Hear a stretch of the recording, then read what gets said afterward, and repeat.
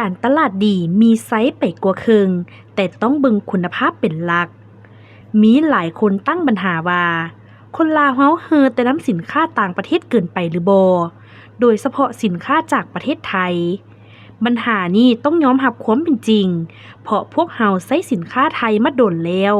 และสินค้าบางอย่างบางชนิดคุณภาพดีกว่าของประเทศอื่นแต่สิ่งที่พวกเฮาเบิ่งข้ามนั้นแม่นการตลาดเขาเก่ง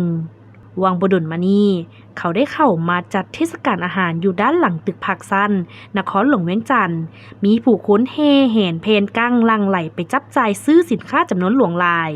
ทั้งที่อาหารการกินก็บ่ได้แซ่บลื่นอาหารของลาวเฮาที่มีขายทั่วไปพบปานใดดอก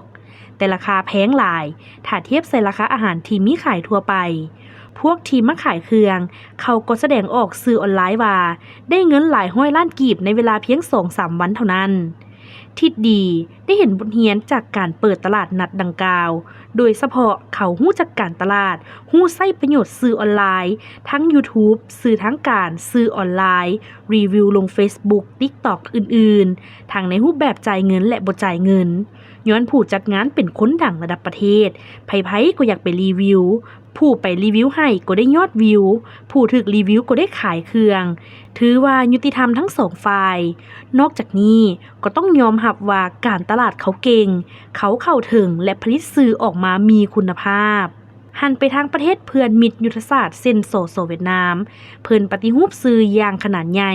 สื่อที่อาศัยงบประมาณรัฐก็ร่วมเข้ากันเป็นสำนักเดียวเช่นโทรภาพแห่งชาติวารสารสายพักโฮมเข้าวารสารคอมมิวนิสต์แล้วพวกเฮาลองหันมาแนมเบิ่งบ้านเฮาที่มีพลเมืองหน่อยกว่าเพิ่นแต่การแบกหาบงบประมาณสนองให้สื่อก็บ่แม่นธรรมดาหากเฮาปรับโฮมเข้ากันก็ประหยัดงบประมาณได้ส่วนใดส่วนหนึ่งแน่นอนที่ตั้งปัญหานี้ขึ้นมาบ่ได้มีจุดประสงค์อื่นใดดอกเพียงแต่อยากตั้งขึ้นบนพื้นฐานความเป็นจริงพวกเฮาต้องเบิ่งและยอมรับความเป็นจริงเพื่อปรับปรุงเปลี่ยนแปลงและตอบคำถามที่สังคมตั้งขึ้นว่าเป็นอย่างคนลาวบ่มักนิยมเบิงอ่านและฟังสื่อลาวบ่มักอยากใช้สินค้าของลาวย้อนการตลาดหรือแนวใดเสนอแลกเปลี่ยนร่วมกันเนาะบทความโดยทิดดี